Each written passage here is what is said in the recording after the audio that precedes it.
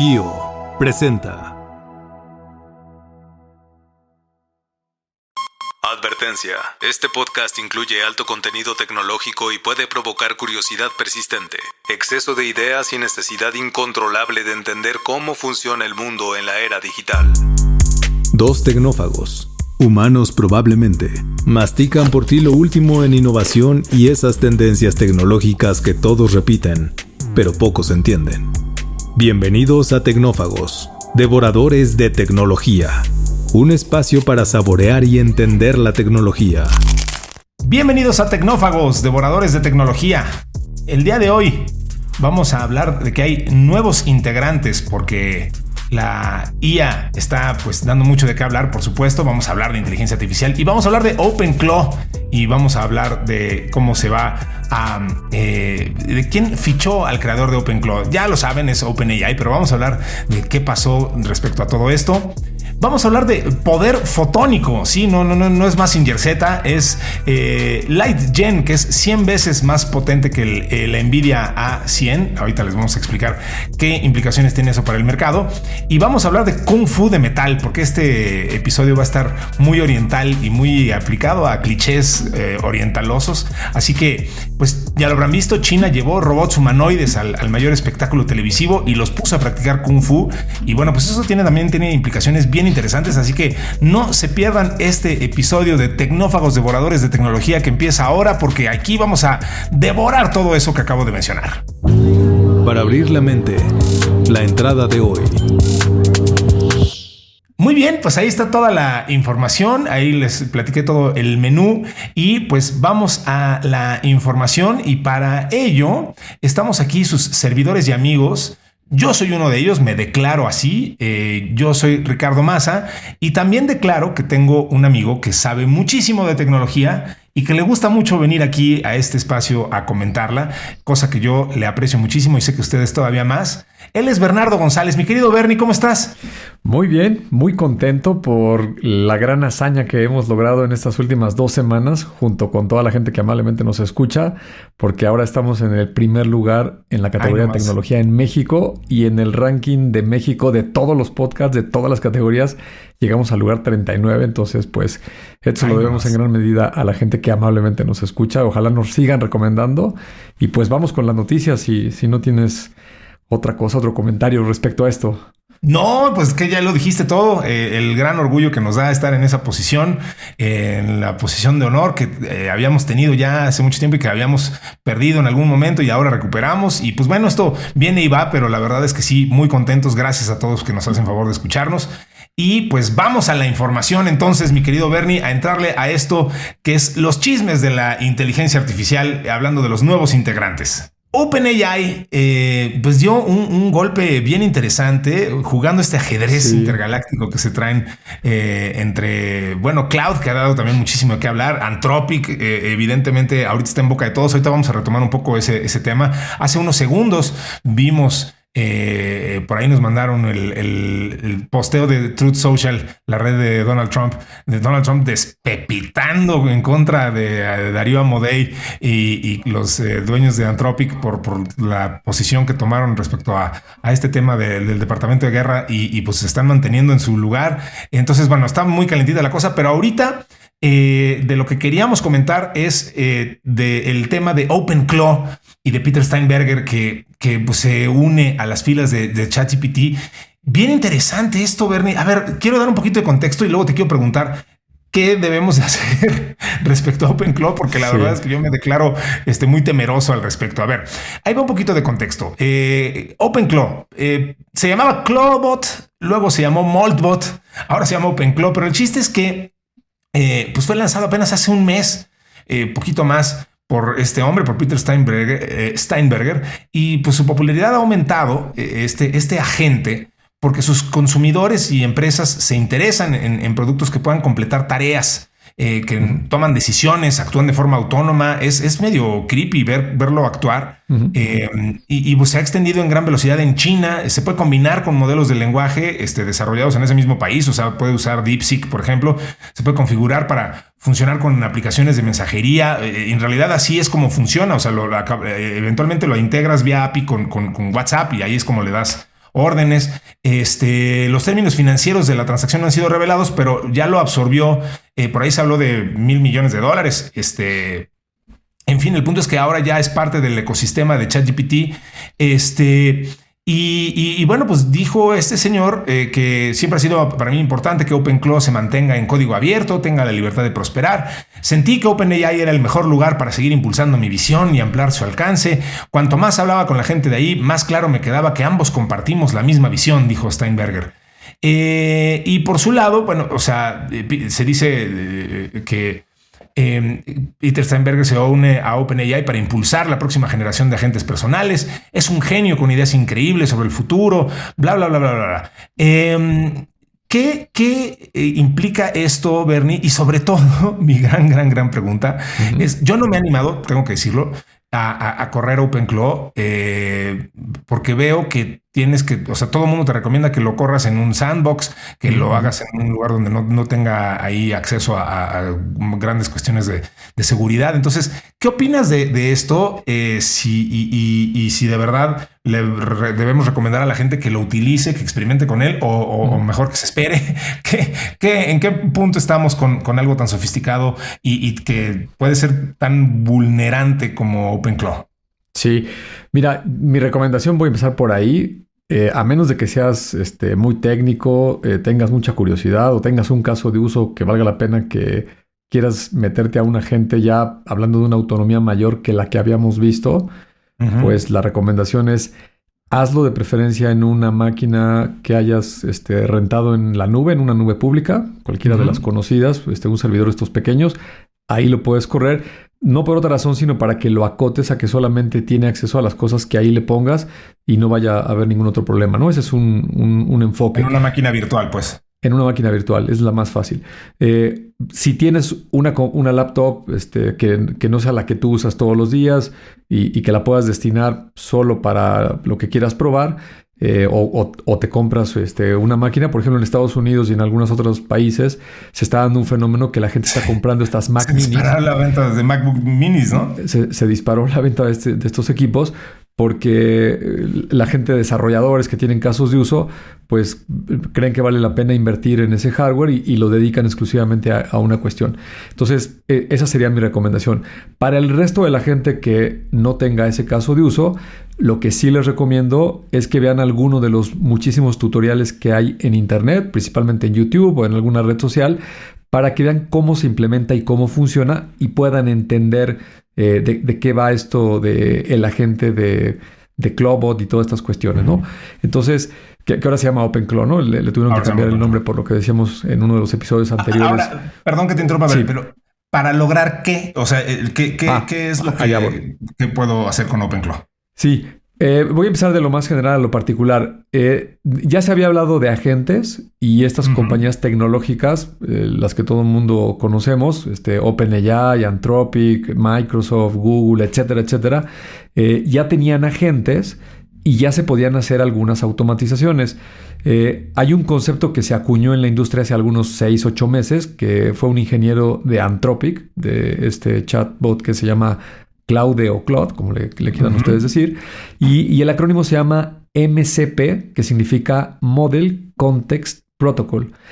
Y ese acrónimo, que digamos es un protocolo, una especificación de comunicación, en su momento fue muy importante porque permitía conectar el modelo LLM que estés utilizando, el que tú quieras de la compañía Meta, OpenAI, Google, etcétera, con alguna herramienta de tu computadora o un servicio como WhatsApp, Telegram, Slack o tu correo, cualquier cosa, ¿no? Pero digamos que, número uno, necesitabas tener conocimientos técnicos, ser un desarrollador, y el mismo protocolo te forza a cumplir con unos lineamientos de seguridad.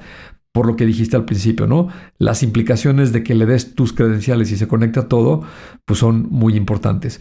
Entonces, eso ya existía, digamos, para la gente técnica. Lo que hizo este señor en noviembre pasado, Peter Steinberg, Steinberger, que es el apellido que tiene este señor. Él, déjame decirte algo, él se dedicaba a desarrollar aplicaciones principalmente móviles para empresas. Hacía SDKs, que son esos Software Development Kits, tenía APIs para hacer llamados y digamos que era un desarrollador senior enfocado en empresas. En noviembre, un proyecto que él dice que fue de fin de semana, se le ocurrió hacer este agente y lo que hizo es que lo abrió. Dijo, oye, a este agente lo puedes conectar con lo que tú quieras. Un poco el fenómeno que sucedió con ChatGPT allá en noviembre del 2022, ¿no? Que obviamente Google, Meta, Amazon tenían sus inteligencias artificiales, pero eran demasiado conservadores hasta que llegó OpenAI y nos entregó un producto que todos pudimos utilizar para hacer ciertas cosas. Haz de cuenta que el equivalente, guardando las proporciones, fue lo que hizo este señor en noviembre. Entonces, ahí viene la implicación de seguridad.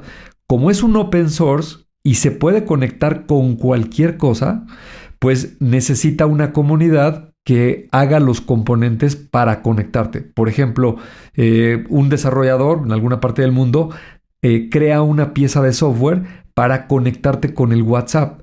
Y esa pieza la pone ahí en la comunidad, tú la puedes descargar gratuitamente y cuando la integras con tu agente de OpenClaw, simplemente le pones el API de tu WhatsApp.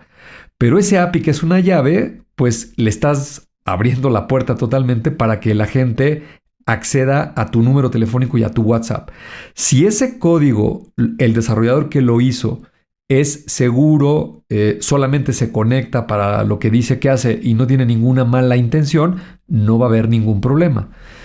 La cuestión es que como es una comunidad de desarrollo abierto, pues empiezan a subir códigos y es muy difícil para cualquier usuario, no importa si eres técnico o no, identificar cuál es un código seguro y cuál no. Entonces, digamos que los casos de uso más comunes es, oye, pues dale acceso a tu correo electrónico, a tu calendario, a tu Drive, a tus archivos, y entonces lo conectas, por ejemplo, a tu WhatsApp, y desde tu WhatsApp puedes tener una conversación con el agente, y así en español, como estamos hablando tú y yo en este momento, pues yo le puedo escribir a mi agente, oye, en mi Drive tengo una hoja de cálculo que se llama Presupuesto 2026, por favor, ábrelo y tal pestaña, cópiala y ponla en un correo y mándasela a Ricardo Maza, ¿no? Entonces, suena fantástico hacer eso, ¿no? Entonces, pero detrás de ello, pues imagínate, le di acceso a todo lo que acabo de mencionar. A un montón de cosas, claro. A un montón de cosas. Y si los conectores que estoy usando son de un hacker malintencionado que lo subió ahí a la comunidad y traen backdoors y se empiezan a meter a tu computadora y te empiezan a robar cosas, pues esto se va a complicar, ¿no? Entonces, el tema de la seguridad es el más importante y es el que hay que tener mucho cuidado.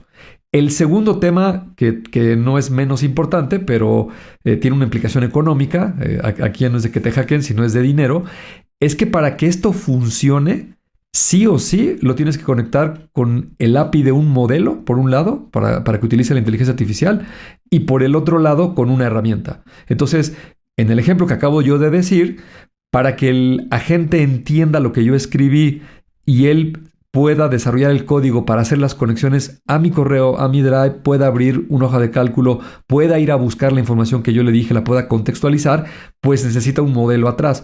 Y yo me puedo conectar con el que yo quiera. Puede ser Claude de Anthropic, ChatGPT, Gemini, el que tú quieras, pero necesito una API. Y para obtener un API necesito crear una cuenta y poner una tarjeta de crédito. Y aquí viene toda la economía de la inteligencia artificial que apenas empezamos a entender los usuarios mortales, que es esta economía se basa en el costo de los tokens. Entonces, si ustedes se meten a ver cualquier modelo de inteligencia artificial de los que acabo de mencionar, vayan a la parte de pricing y digamos que hay dos grandes componentes para entender el costo de uno de estos modelos. El más sencillo es esa suscripción mensual que pagamos muchos de nosotros por ChatGPT de $20 o alguna de las otras, que tiene, digamos, un límite preestablecido para que yo esté chateando con la herramienta y pueda hacer ciertas cosas.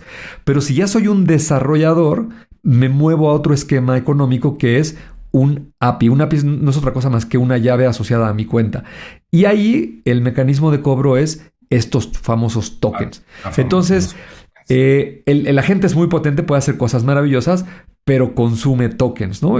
Claro. Tú y yo tenemos un amigo, Juan Pablo, a quien le mandamos un saludo, JP, Claro. que el otro día, con el fin de enseñarnos cómo lo había implementado, nos puso a platicar compartió con su... un grupo de WhatsApp.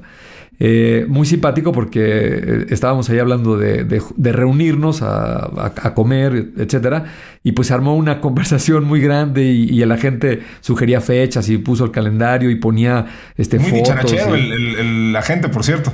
Exacto. Y si recuerdas bien, era un día entre semana, como a las 8:30, 9 de la noche. Y la conversación ha de haber durado un espacio de unos 30, 40 minutos, los que ahí participamos. Y pues no sé, unos cuantos decenas o un par de cientos de mensajes, ¿no? Sí. Lo que cualquier persona puede estar chateando en un grupo convencional. Yo por curiosidad le pregunté a JP, oye, ¿cuánto costó ese chat? Y me dijo, pues entre $4 y $5, ¿no? Entonces, Correcto. pues digo, para hacer un experimento así una vez, pues no pasa nada, ¿no? Sí, pero... Es muy barato. Ahora, extrapólalo a, oye, voy a poner un chat para que todos mis amigos consulten cosas de mi familia o lo que sea, pues a lo mejor ya te empiezan a caer 50, 100, $200 al mes y a lo mejor ya no es tan chistoso, ¿no? Si lo quieres para un negocio, pues bueno, en su momento lo evaluarás, ¿no? Correcto, sí, el tema de la transaccionalidad de los tokens es cuando ya se empieza a volver muy interesante. Y además, pues yo creo, Bernie, a reserva de que me corrijas, que sí, yo creo que como usuario común de a pie, que lo que quieres es eso, que tu agente, pues lo que está haciendo es, no va a ser más sofisticado que eso, que revise tu agenda y que mande correos. Todavía necesitamos esperar un poco más para que esto sea más seguro. Y pues sin duda con esos ojos lo está viendo OpenAI trayéndose a este señor a la empresa. Y muy pronto seguramente estaremos viendo nuevas iteraciones del modelo agéntico de ChatGPT, pues ya con esta nueva visión. Entonces creo que vamos a entrar en un momento interesante y bueno, pues la llegada de OpenClaw a ChatGPT pues va a ser interesante de ver cómo se va adecuando, pero pues sin duda va con miras a eso, a traer un modelo agéntico que sea seguro y que dentro de la medida de lo posible pues y que esté enfocado a eso, a volverse un asistente que pueda entrar a tus correos, a que se conecte con tu WhatsApp y que pueda, pues justo, ayudarte a coordinarte con tus amigos y a enviar citas y que es lo que estamos esperando para dar Sí. este nuevo paso en la inteligencia artificial, ¿no? Absolutamente. Es la siguiente generación de este tipo de herramientas de inteligencia artificial generativa, porque hasta ahorita digamos que de manera general, un chatbot lo que hace es que yo le pregunto algo, le digo que haga algo, pero es una tarea, por muy sofisticado mi prompt, pues me va a entregar una salida, ¿no? Hazme una imagen, hazme un video, una hoja de cálculo, una presentación, algo muy acotado. El ejemplo que puse hace ratito de mi correo y la hoja de cálculo, aunque es básico, pues sí te deja ver que la gente ya es mucho más potente. Puede conectarse a múltiples herramientas, puede entender el contexto de lo que le estoy indicando que haga, puede aprender, puede guardar esa información y es como si hubiera contratado a un humano, a un asistente, pues en la relación de estarle pidiendo cosas, pues va a ir aprendiendo, va a ir conociendo y al rato ya con frases más cortas va a poder hacer tareas mucho más largas. Y tienes toda la razón. El que lo haya contratado OpenAI, que es una compañía ahora enorme, ya se volvió una gran tecnológica con todas las implicaciones que ello conlleva, es algo muy similar a lo que sucedió en su momento con las aplicaciones móviles. A lo mejor alguien que le tocó cuando lanzaron el iPhone, si recuerdan ustedes muy bien, había muy poquitas aplicaciones en el App Store de Apple. Sí. Y Apple era muy restrictivo y validaba el código muy meticulosamente para que pues no fallara, una buena experiencia y por supuesto fuera seguro, ¿no? Y Sí. había una avenida alterna, que digo, yo alguna vez lo hice por experimentar, el famosísimo jailbreak, ¿no? Que rompías la seguridad de tu teléfono y entonces le Sí. podías instalar cualquier cosa. Y en ese proceso, pues mucha gente perdió su información y le robaron cosas porque, pues vete tú a saber de dónde estás agarrando las aplicaciones que te encuentras allí en internet por todas partes. Algo similar va a ocurrir ahora. Esto va a ir agarrando madurez, pero por eso decía al principio que si no quieres ahorita gastar dinero, no te quieres meter en esta complicación, lo que sí recomiendo es ver los tutoriales para que te quede un poco más claro ¿cuál es la diferencia entre un chatbot convencional y un agente? y lo que se puede hacer ahorita con este particular de OpenClaw. Lo de Moldbook, esta red social que ponen los agentes, pues es más hype y algo así como entretenido. Y también hay mucha información falsa, ¿no? Luego de repente, oye, ya se pusieron a hablar de religión y la verdad es que no sabes si alguien le está inyectando prompts a su agente para que hable de religión y que va a inventar una nueva religión y en realidad eso no se le ocurrió solito a los agentes. No lo sabes, ¿no? Pero todo es parte de lo mismo. Es esta carrera evolutiva de la tecnología. Y mi recomendación pues es que estemos muy pendientes porque al menos la velocidad que trae parece que sigue en aceleración y las cosas que están apareciendo pues son sorprendentes, ¿no? El otro día leí que cuando se inventaron los elevadores, los ascensores mecánicos, al principio y por mucho tiempo les prohibieron a las mujeres, sobre todo a las mujeres embarazadas, que se subieran a los elevadores porque existía la creencia de que eso podía perjudicar su embarazo. Y hoy nos parece una creencia obviamente de superchería y absurda. Pero vaya, era el momento en el que se estaba y hay que entenderlo como algo adecuado a la creencia de su tiempo. Y pensaba, es un poco el momento en el que estamos ahorita nosotros con respecto al AI, ¿no? O sea, claro. Estamos todavía en ese momento de algún día voltaremos hacia atrás y en ese tiempo creían que los agentes se ponían a platicar de religión, inventaban religiones. Bueno, pues bien lo dices, es por parte de la adopción tecnológica. Vamos a lo que sigue, vamos a hablar de rayos fotónicos, vamos a hablar de Mazinger Z. Es momento del plato fuerte. Lleguemos al fondo. Bien, poder fotónico. China presentó LightGen, un procesador fotónico que no significa otra cosa más que basado en la luz, pensado para acelerar modelos de IA generativa que se coloca como el más potente en la actualidad. A ver, Bernie, para entender esto sí hay que desempolvar ese PhD de MIT que tenemos por ahí. A diferencia de los chips tradicionales, LightGen emplea neuronas fotónicas, utiliza impulsos de luz para procesar información, eliminando la fricción eléctrica y permitiendo una escala de procesamiento superior a la actual. Según datos publicados en la revista Science, en determinadas tareas supera más de 100 veces el rendimiento de una GPU NVIDIA del A100 en relación entre cálculo y consumo energético. LightGen es fruto de un proyecto conjunto entre investigadores de la Universidad Jiao Tong de Shanghai y la Universidad de Tsinghua. No se trata de un chip comercial, sino de un prototipo de laboratorio descrito como plataforma de computación óptica para IA, por lo que su diseño se orienta a cargas típicas de modelos generativos, creación y transformación de imágenes, video y escenas 3D.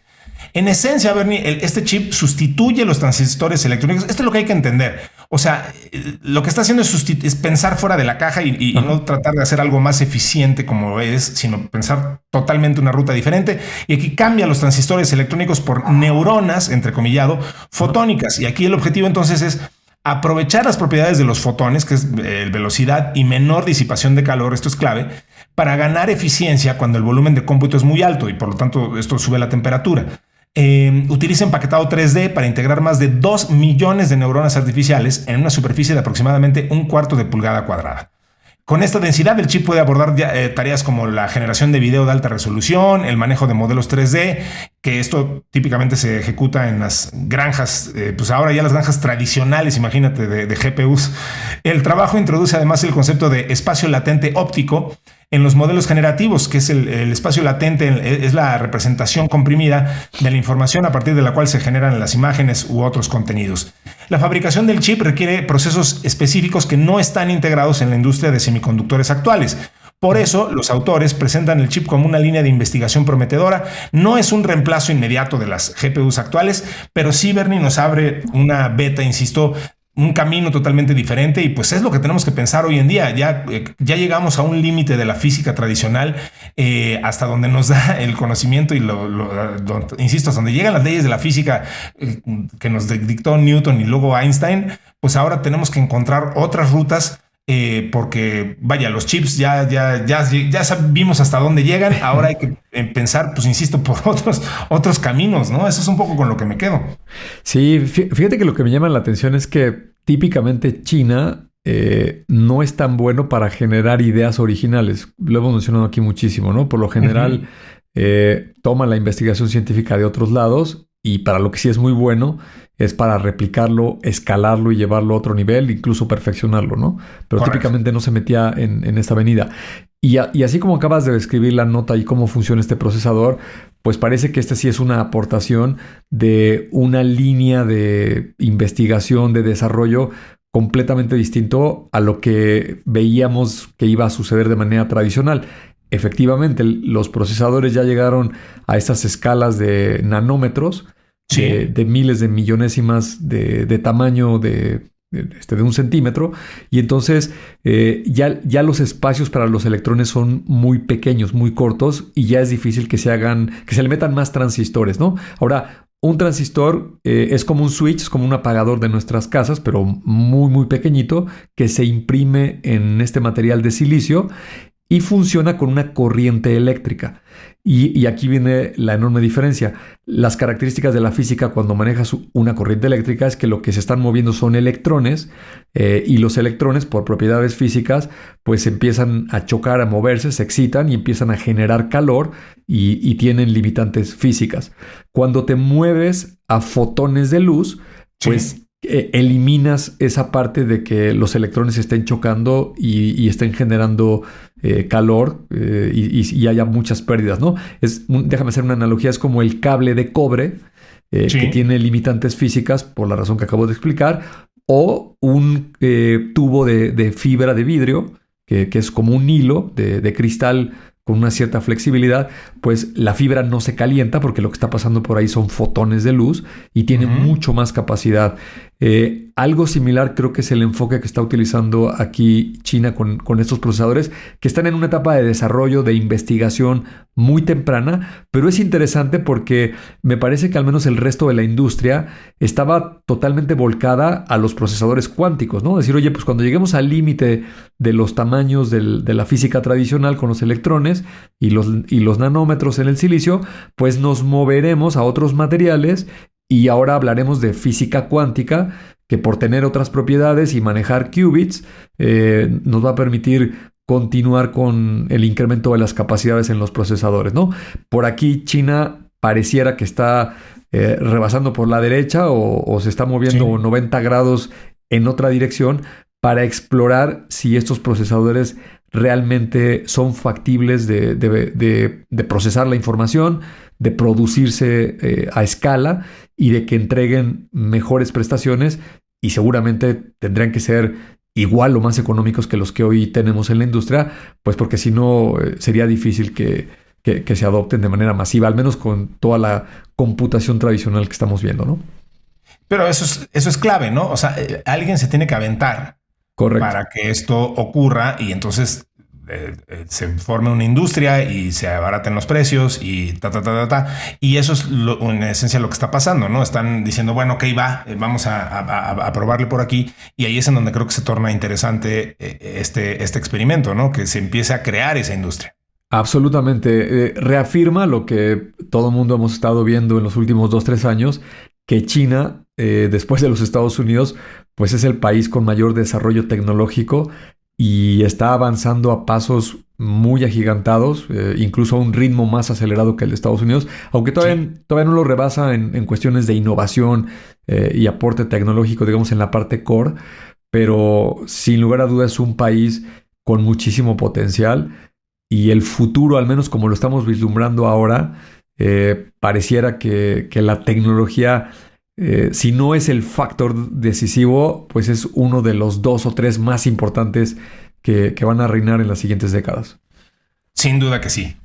Pues vamos entonces con nuestra última nota de este episodio del día de hoy, mi querido Bernie. Vamos. Cerramos con el postre para digerir mejor. Y esto se llama Kung Fu de metal. Ya lo habrán visto porque, bueno, no sé ustedes, pero a mí me reenviaron muchísimas veces esto, al menos tomas de este Festival de la Primavera. Ajá. Resulta que es el programa anual más visto del planeta. Es un escaparate donde China decide qué imagen quiere proyectar. Y bueno, pues esta gala es un evento gigantesco y este año, pues cobró mucha más relevancia en Occidente porque, bueno, pues la presencia de robots humanoides funcionó como una declaración pública sobre el lugar que ocupa la innovación y el futuro tecnológico en la nación asiática, justo lo que estabas mencionando, Bernie. Entonces, para presentar a sus robots ante millones de espectadores, los organizadores recurrieron a un símbolo profundamente reconocible que es las artes marciales. En la transmisión de CCTV, del circuito cerrado disponible en YouTube, se ve a robots usando armas tradicionales como espadas y nunchakus, así como haciendo acrobacias y saltos desde trampolines, siempre en secuencias compartidas con intérpretes humanos. En la gala participaron empresas conocidas en Occidente como Unitree, pero otras menos conocidas como Magic Lab, Galbot y Noetics. La exhibición pública de estos sistemas encaja con una línea de política industrial que sitúa la robótica y la IA en el centro de la próxima etapa manufacturera. China concentró alrededor del 90% de los cerca de 13,000 robots humanoides enviados a nivel mundial el año pasado. Es una métrica de envíos globales que no debe de pasar desapercibida, Bernie, porque es espectacular la participación de mercado que tienen ahí. Detrás de cada movimiento aparecía una narrativa de país que combina ambición tecnológica, política industrial y proyección cultural en una misma imagen televisiva. O sea, era el espectáculo ¿cómo se llama? Shen-Yun, pero con robots. Entonces era China clamando el futuro hacia la robótica y me impresionó muchísimo esa cifra. O sea, el 90% de los robots humanoides, pues vaya espectáculo y vaya manotazo en la mesa con mano robótica que está dando China ahí diciendo aquí estoy, ¿eh? Sí, absolutamente. Es un gran ejemplo de cómo China adopta muy rápido la tecnología que se desarrolla en otro país, principalmente Estados Unidos, estos robots humanoides. Fíjate, un dato muy interesante. Sin lugar a duda, la compañía icónica que comenzó con este tipo de robots, sin lugar a duda, es Boston Dynamics. Sin duda. Una compañía norteamericana. Pues mira, fue fundada en 1992 y pues estuvo unos 10 años pivotando diferentes prototipos de robots. Se acordará todo el mundo de estas formas como de un perro. Tenían unos robots con unos motores de gasolina, incluso echaba humo el robot mientras caminaba. Y luego sacaron este modelo Atlas, que ya tenía una forma humanoide. Pero pues fue un desarrollo que lo fuimos viendo crecer a lo largo de varios años, de cómo se movía muy torpemente y luego hacía saltos y algunas piruetas. E incluso la propia empresa publicaba los behind the scenes de que la pieza que veías de cómo se movía espectacularmente el robot Atlas, pues requirió múltiples intentos y tenían un control remoto y no sé cuántas cosas, ¿no? Ahora lo que hace China de manera sorprendente, pues es llevar una coreografía de este tipo de robots donde ya no se mueven torpemente, se mueven con muchísima agilidad. En ese video que haces tú, a la referencia que hace ese video, que todo el mundo lo puede ver en YouTube, se los compartimos ahí en el grupo de Telegram, quien no lo haya visto, pues hacen saltos, marometas, e incluso hay uno que se tira al piso, parece que se descompuso y se acercan unas personas a verlo y él solito se levanta, toman unas, no sé si son dagas o espadas, y hacen una coreografía en conjunto con personas, en fin, asombroso todo lo que están haciendo. Y nuevamente es el poder de adopción de la tecnología de China y la escala que puede realizar, mientras, por ejemplo, el propio Estados Unidos, que es el creador de esta tecnología, al menos en la parte core, pues va mucho más lento en la implementación. El propio Elon Musk, que tal vez es quien le está pisando el acelerador junto con un par de startups por ahí que trabajan con este tipo de robots, pues no ha desplegado algo así, al menos no con los robots Optimus. El otro día veíamos el Figure, la versión me parece que la 03, que estaba en una casa, un video que compartimos, y aunque hace cosas sorprendentes, ¿te acuerdas que te decía, oye, mira, con la cadera cerró el cajón de la cocina, y mete los trastes a la lavaplatos, y es sorprendente, pero se mueve extremadamente lento y hace las cosas con muchísimo cuidado, pues porque es muy sofisticado. Y China pues va como 100 pasos adelante con esta demostración que está haciendo. Y fíjate que una cosa que a mí me llama la atención y a la que hay que ponerle mucha atención, no solo es la escala que está haciendo con los robots y en este caso la coreografía, sino hay que tomar en cuenta el ecosistema. China como sociedad está muchísimo más digitalizada que los Estados Unidos, Europa y muchos países, no se diga Latinoamérica.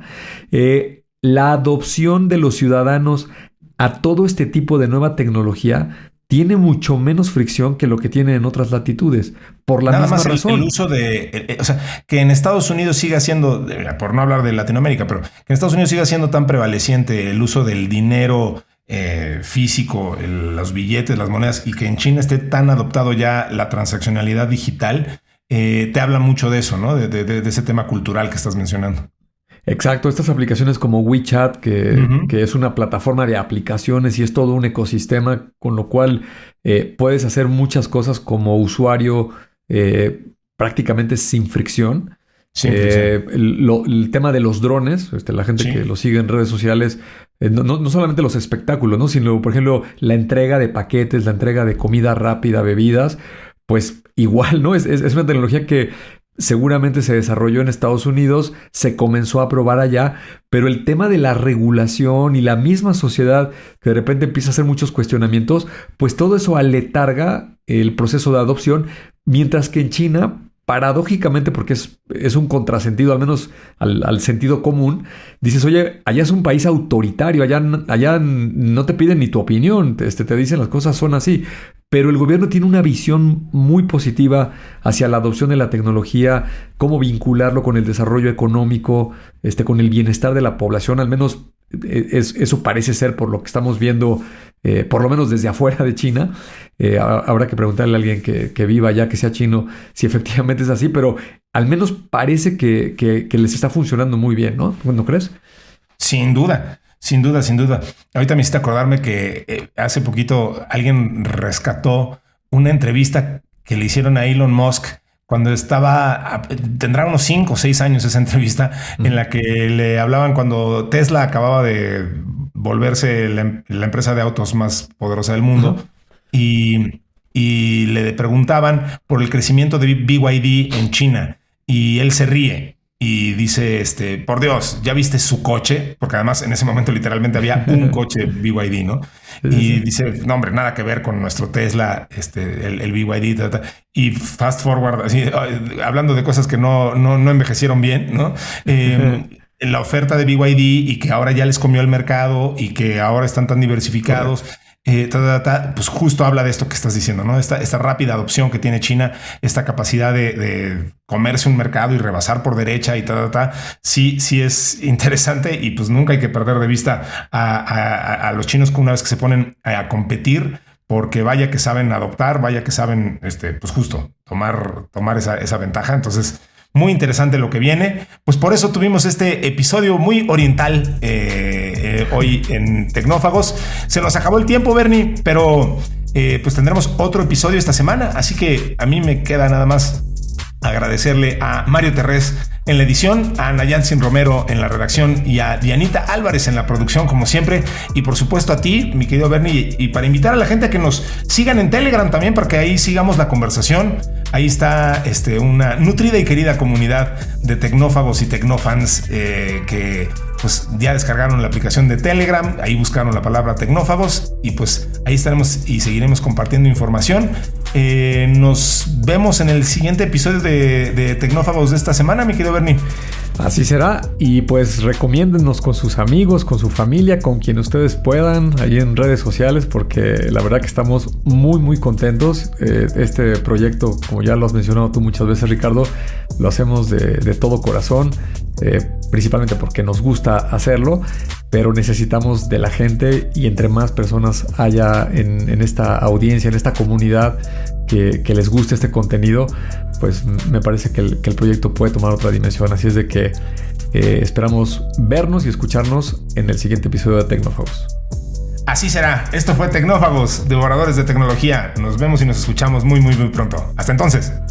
Los efectos de este episodio pueden incluir más curiosidad, más ideas y una ligera dificultad para volver a ver la tecnología como antes.